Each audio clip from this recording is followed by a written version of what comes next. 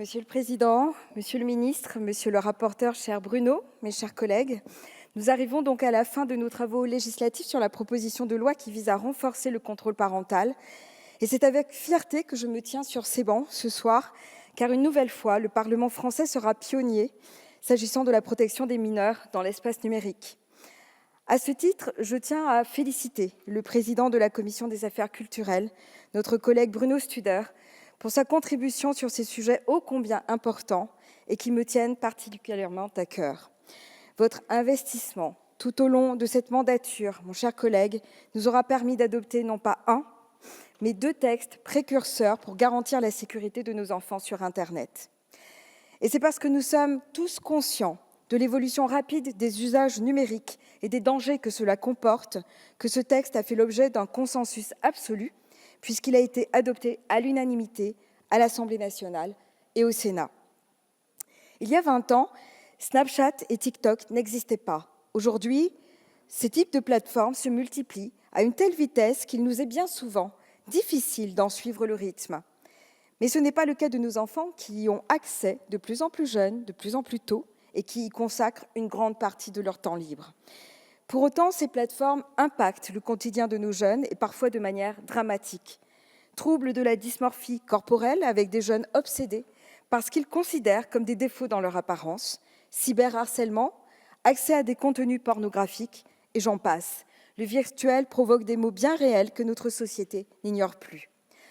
Or, l'apparition de nouveaux outils connectés permet aujourd'hui à nos enfants un accès itinérant et donc permanent à Internet, rendant bien souvent difficile le contrôle des parents.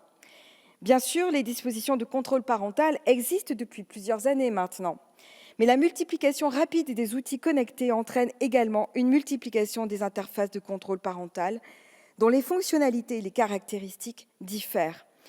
D'autant plus que ces outils nécessitent parfois une manipulation informatique pour laquelle certains parents peuvent se sentir vite dépassés. Cet état de fait implique que nous repensions et que nous adaptions notre cadre juridique, et ce de façon régulière. C'est tout l'objet de cette proposition de loi qui vise à renforcer et à faciliter le recours au contrôle parental. Pour ce faire, elle entend apporter des obligations renforcées vis-à-vis des équipements et des services permettant un accès à Internet. À ce titre, l'article 1er, qui prévoit que la mise en place d'un dispositif de contrôle parental soit proposée dès la première utilisation de l'appareil, permettra de s'assurer que les parents soient avertis de l'existence de tels outils, évitant que cette démarche ne repose uniquement sur leur propre initiative. L'article 1er s'est vu enrichi de plusieurs dispositions qui, au fil de nos débats, nous l'estimons, vont dans le bon sens. Je citerai ici la garantie de la gratuité des dispositifs de contrôle parental, l'interdiction de l'exploitation à des fins commerciales des données à caractère personnel des personnes mineures, ou encore l'inclusion de tous les acteurs de la chaîne de valeur de la distribution des équipements concernant l'obligation de vérification de la certification du produit. Par ailleurs, l'obligation pour les fabricants d'intégrer un dispositif de contrôle parental facilement accessible, tout comme l'obligation pour les distributeurs de vérifier la certification des fabricants, permettront de s'assurer qu'aucun objet connecté ne puisse échapper au contrôle parental. Ces obligations se verront alors garanties par l'article 2. L'article 3, quant à lui, propose une harmonisation des caractéristiques et des fonctionnalités des outils de contrôle parental. Je soutiens pleinement cette disposition qui permettra, j'en suis convaincue, de faciliter le recours à ces outils en simplifiant des procédures informatiques complexes et de ce fait souvent décourageantes.